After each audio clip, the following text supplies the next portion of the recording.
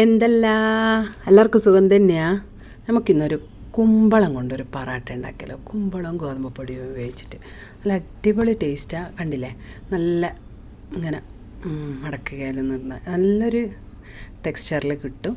അപ്പോൾ അതിനായിട്ട് എന്തെല്ലാം വേണ്ടതെന്ന് നോക്കാം. ഇതിനെതാ ഞാനൊരു 1/4 കിലോ കുമ്പളം എടുത്ത് വെച്ചിട്ടുണ്ട്. അതൊന്ന് നമുക്ക് ആവിയിൽ വേവിച്ചെടുക്കണം. അതിനായിട്ടൊരു പാത്രത്തിൽ വെള്ളം അടുപ്പത്ത് വെച്ചിട്ട് അതിൻ്റെ മുകളിൽ സ്റ്റീമറിൻ്റെ തട്ട് വെച്ച് കൊടുത്തിട്ടുണ്ട്. ആവിയിലാണ് ഞാനിത് വേവിച്ചെടുക്കുന്നത്.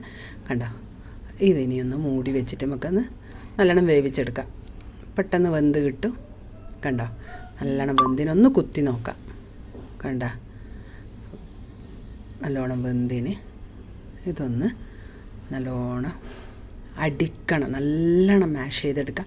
പൊട്ടറ്റോ മാഷറോ ഇനിയല്ലേ മന്തോ അങ്ങനെ കടകോലോ എന്തെങ്കിലും വെച്ചിട്ടൊന്ന് കുത്തി നല്ലോണം ഉടച്ചെടുക്കാം.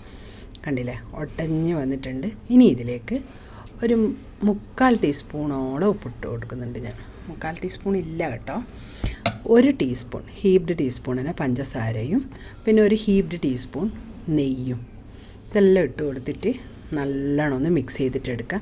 കൈ കൊണ്ട് തന്നെ ചെയ്യാൻ പറ്റുമെങ്കിൽ അതാ നല്ലത്. എനിക്കത് ഇഷ്ടമല്ല, അതുകൊണ്ട് ഞാനിങ്ങനെ സ്പൂൺ കൊണ്ട് കലക്കുന്നത്. കണ്ടില്ലേ, എല്ലാം പഞ്ചസാര അലിയുമ്പോഴത്തേക്ക് കുറച്ച് വെള്ളമാവും. പിന്നെ കുമ്പളത്തിൽ തന്നെ ഉണ്ടല്ലോ, അപ്പോൾ ഈ വെള്ളം മതി കേട്ടോ മാവ് കുഴക്കാൻ. ഇനി ഇതിലേക്ക് ഞാൻ 2 കപ്പ് ഗോതമ്പ് പൊടി ഇട്ട് കൊടുക്കുന്നുണ്ട്. അത് ഇട്ടിട്ട് ഒന്നും കൂടി നല്ലോണം ഇതുപോലെ ഇളക്കി കൊടുക്കാം.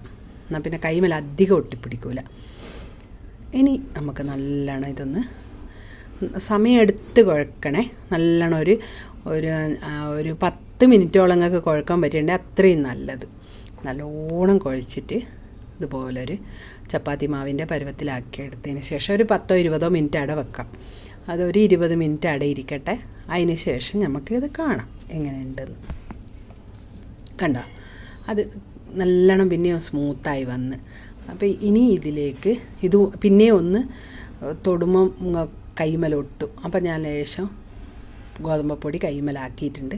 എന്നിട്ട് അതേപോലെ പിന്നെയും ഒന്ന് നല്ലോണം ഒന്ന് തേച്ച് കുഴച്ച്. കണ്ടോ, ആടാടെ ഓരോരോ കഷ്ണം കാണും, എന്നാലും സാരമില്ല.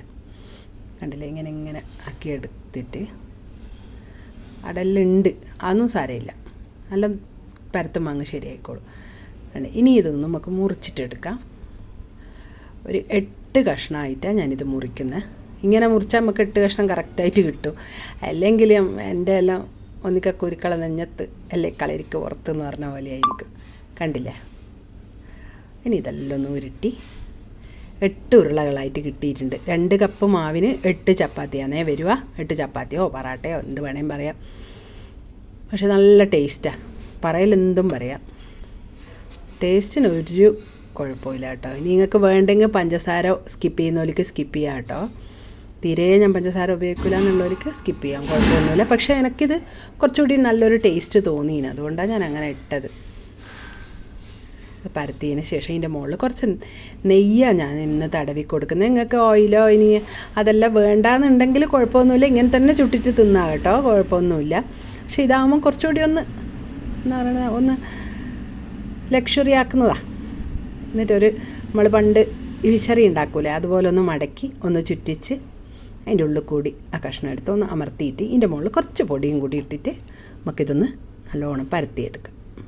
നല്ലോണം എന്ന് പറയുമ്പം വല്ലാണ്ടങ്ങ് ശക്തി കൊടുത്ത് പരത്തരുത്, കാരണം ഈ തമ്മിലങ്ങ് ഒട്ടിപ്പിടിച്ചോ. നമ്മൾ ഈ ചുരുട്ടിയതിനൊന്നും ഒരു ഗുണം അല്ലാണ്ടായിപ്പോവും.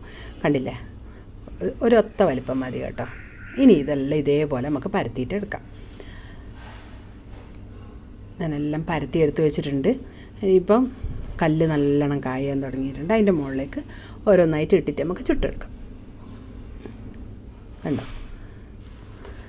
ഇതിൻ്റെ മേലെയെല്ലാം ഞാനിങ്ങനെ വല്ലാണ്ട് പൊടി ഒട്ടുന്ന പോലെയായിട്ട് പൊടി നല്ലോണം ചേർത്ത് കൊടുത്തിന്. അതുകൊണ്ട് തന്നെ ഒരു ഇങ്ങനെ മേലെ പൊടി പൊന്തിയിട്ടുണ്ടാവും. അപ്പോൾ അത് കാണാണ്ടിരിക്കാൻ കുറച്ച് ഓയിലങ്ങ് തടവി കൊടുക്കുക. 2 ഭാഗവും തിരിച്ചും മറിച്ചും ഇട്ടിട്ട് ഓയിലോ ഞാൻ നെയ്യ് തന്നെയാണ് തടവുന്നത്. നിങ്ങൾക്ക് ഇഷ്ടമുള്ള എണ്ണ എടുക്കാം. ഇനി അതെല്ലാം വേണ്ടാന്നുണ്ടെങ്കിലും കുഴപ്പമൊന്നുമില്ല കേട്ടോ. എന്നിട്ട് നല്ലോണം തിരിച്ചും മറിച്ചും 2 ഭാഗവും നല്ലോണം വേവിച്ചിട്ട് എടുക്കാം. കണ്ടില്ലേ, നല്ലോണം വെന്ത് ഏകദേശം റെഡിയായി വന്നിട്ടുണ്ട്. 2 ഭാഗവും എല്ലാ ഭാഗവും ഇങ്ങനെ ചില ഭാഗത്തെല്ലാം ഒന്നാകാത്ത പോലെയെല്ലാം ഉണ്ടാവും. അതെല്ലാം ഒന്ന് തിരിച്ചും മറിച്ചു വിട്ടിട്ട് ഒന്ന് അങ്ങ് അമർത്തി കൊടുത്തു കഴിഞ്ഞാൽ നല്ലോണം വെന്ത് വരും. കണ്ടില്ലേ, റെഡിയായി. ഇതേപോലെ ബാക്കിയുള്ളത് നമുക്ക് ചുട്ടിട്ടെടുക്കാം. ഇതാ എല്ലാം റെഡി ആയിട്ടുണ്ട്. കണ്ട എന്തൊരു ഭംഗി മാത്രമല്ല നല്ല ടേസ്റ്റാണ് കേട്ടോ. നമ്മളൊരു വിചാരിക്കാത്തൊരു ടേസ്റ്റ്. കുമ്പളം തിന്നാത്ത മക്കളെ കൊണ്ട് തിന്നിക്കാൻ ഏറ്റവും നല്ലൊരു മാർഗ്ഗമാണ് ഇത്. പൊതുവേ ഒരു വീട്ടിലും കുമ്പളമൊന്നും കറി വെച്ചാൽ പിള്ളമാർ കൂട്ടൂല. അപ്പോൾ ഇങ്ങനെ ഒന്ന് ചെയ്ത് നോക്കുക. എന്തായാലും അടുത്ത ആഴ്ച വേറൊരു വീഡിയോയുമായിട്ട് കാണുന്നത് വരെ ഒരിക്കൽ കൂടി താങ്ക് യു.